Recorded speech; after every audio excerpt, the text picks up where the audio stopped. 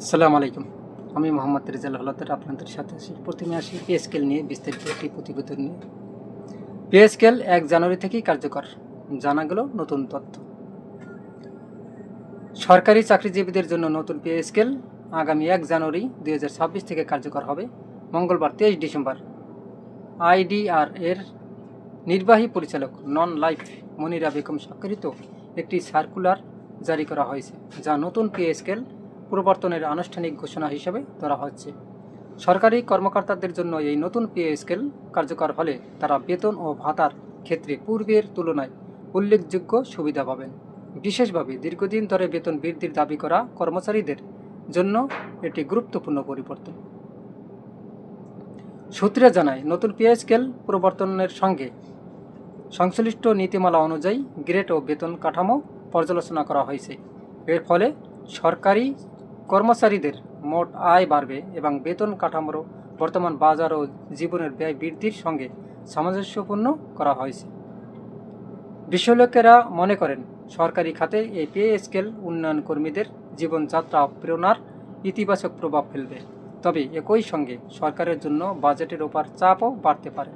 বিশেষভাবে ১০ম ও ১১তম গ্রেডের কর্মচারীদের ক্ষেত্রে বেতন বৃদ্ধির ফলে সরকারি খাতের বড় অঙ্কের অর্থের ব্যয় যুক্ত হবে। সরকারি কর্মকর্তারা জানাচ্ছে, নতুন পে স্কেল কার্যকর হলে পরবর্তী মাসের বেতন ভাতায় এটি প্রযোজ্য হবে, অর্থাৎ জানুয়ারি মাসের বেতন নতুন গ্রেড অনুসারে প্রদান করা হবে। এতে প্রাথমিকভাবে সরকারি অফিসগুলোতে হিসাব নিকাশ ও বেতন প্রক্রিয়ায় সামরিক বিভ্রান্তি দেখা দিতে পারে। অর্থনীতিবিদরা মনে করেছেন, সরকারি কর্মচারীদের আয় বৃদ্ধি দেশের ভোক্তা প্রবণ অর্থনীতিতে ইতিবাচক প্রভাব ফেলবে। তবে দীর্ঘ মেয়াদে এটি বাজেট পরিকল্পনা ও সরকারি ব্যয়ের ভারসাম্যের জন্য চ্যালেঞ্জ তৈরি করতে পারে। এছাড়া সরকারি কর্মচারীদের মনোবল ও কর্মদক্ষতার উন্নয়নের জন্য এটি বড় ধরনের উদ্দীপনা হিসেবে দেখা হচ্ছে। বিশেষজ্ঞরা মনে করেন, পে স্কেল কার্যকর হওয়ার চাকরিজীবীরা তাদের দায়িত্ব পালন এবং সেবার মান উন্নয়ন আরও উৎসাহী হবেন। সার্বিকভাবে ১ জানুয়ারি থেকে নতুন পে স্কেল কার্যকর হওয়া সরকারি কর্মচারীদের জন্য সুখবর হলেও সরকারের বাজেট পরিকল্পনা ও অফিস প্রশাসন ভবিষ্যৎ আর্থিক দিক বিবেচনায় রাখা গুরুত্বপূর্ণ বলে বিশেষজ্ঞরা মত দেন। এদিকে পে স্কেল নিয়ে বেতন পাবেন বিমার উন্নয়ন কর্মীরাও বলছেন পে কমিশন।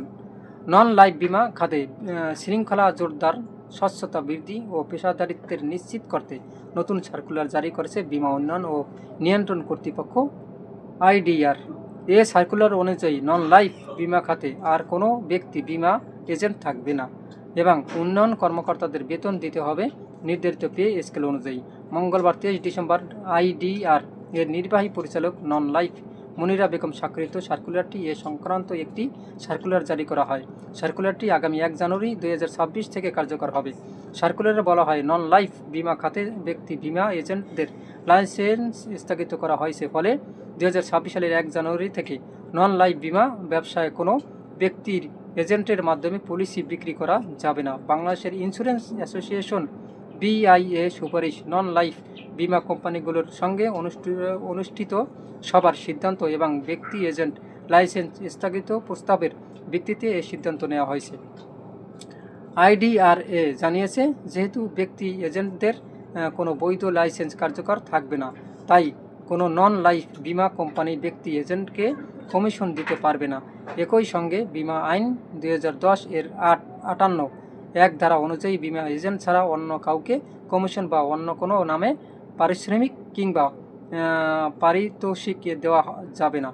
নতুন সার্কুলার উন্নয়ন কর্মকর্তাদের বেতন ভাতা প্রদানের ক্ষেত্রে কড়াকড়ি আরোপ করা হয়েছে। এতে বলা হয়েছে, উন্নয়ন কর্মকর্তাদের বেতন ভাতা ও অন্যান্য সুবিধা সংগৃহীত প্রিমিয়ামের শতকরা হারে নির্ধারণ বা প্রদান করা যাবে না। চুক্তিভিত্তিক নিয়োগ ছাড়া অন্যান্য সব উন্নয়ন কর্মকর্তাকে সংশ্লিষ্ট বিমা প্রতিষ্ঠানের নির্ধারিত পে স্কেল অনুযায়ী নিয়োগপত্র দিতে হবে এবং সে অনুযায়ী নিয়মিত বেতন পরিশোধ করতে হবে। এছাড়া সব পর্যায়ে কর্মকর্তা কর্মচারীদের বেতন ভাতা ও অন্যান্য সুবিধা আইডিআর এর পূর্বে জারি করা সার্কুলার নন লাইফ ৬৪/২০১৯ অনুযায়ী ব্যবস্থাপনা ব্যয়ের জন্য নির্ধারিত ব্যাংক হিসাব থেকে সরাসরি নিজ নিজ ব্যাংক হিসাব হস্তান্তর বা অ্যাকাউন্ট পে চেকের মাধ্যমে পরিশোধ করতে হবে। উন্নয়ন কর্মকর্তাদের বেতন ভাতা ও সুবিধা সংক্রান্ত বিস্তারিত তথ্য সংবলিত ত্রৈমাসিক প্রতিবেদনের নিয়মিতভাবে আইডিআর এর কাছে জমা দেওয়ার নির্দেশ দেওয়া হয়েছে। 2026 সালের জানুয়ারি মাস থেকে অক্টোবর ডিসেম্বর 2025 ত্রৈমাসিক প্রতিবেদন সহ প্রতি ত্রৈমাসিক শেষ হওয়ার 10 দিনের মধ্যে নির্ধারিত ছকে এই প্রতিবেদন জমা দিতে হবে। তবে এসব বিধিনিষেধ ব্যাংক ইন্স্যুরেন্স পরিচালনাকারী ব্যাংক ও ইন্স্যুরেন্স পরিচালনাকারীদের ক্ষেত্রে প্রযোজ্য হবে না বলে সার্কুলারে উল্লেখ করা হয়েছে। একই সঙ্গে এ বিষয়ে পূর্বে জারি করা কয়েকটি সার্কুলার ও স্মারকের নির্দেশনা বাতিল করা হয়েছে। আইডিআর এর বলেছে, নন লাইফ বিমা গ্রাহকের স্বার্থ সংরক্ষণ, বিমা কোম্পানিগুলো আর্থিক ভিত্তি শক্তিশালী করা এবং সামরিকভাবে বিমা খাতের বৃহত্তর স্বার্থ রক্ষার লক্ষ্যে এই নতুন নির্দেশনা জারি করা হয়। ওদিকে পে স্কেল এখন যে 1 জানুয়ারি থেকে কার্যকর করা হবে তা নিয়ে আমরা অনেক আলোচনা সমালোচনা শুনেছি এবং অনেক মিটিং হয়েছে এবং সচিবদের সাথে মিটিং হয়েছে, একে কয়েক ধাপে মিটিং করা হয়েছে, কিন্তু সরকারি চাকরিজীবীদের নতুন পে স্কেল আগামী 1 জানুয়ারি 2026 থেকে কার্যকর হবে বলে আশাবাদ ব্যক্ত করেন। মঙ্গলবার এই 23 ডিসেম্বর আইডিআর এর নির্বাহী পরিচালক মনিরা বেগম স্বাক্ষরিত একটি সার্কুলারে জারি করা হয়েছে, যা নতুন পে স্কেল পরিবর্তনের আনুষ্ঠানিক ঘোষণা হিসাবে ধরা হচ্ছে। তবে সরকারি কর্মকর্তার জন্য এই নতুন পে স্কেল কার্যকর হবে তারা বেতন ও ভাতার ক্ষেত্রে পূর্বের তুলনায় উল্লেখযোগ্য সুবিধা পাবেন বলে আশাবাদ ব্যক্ত করেন।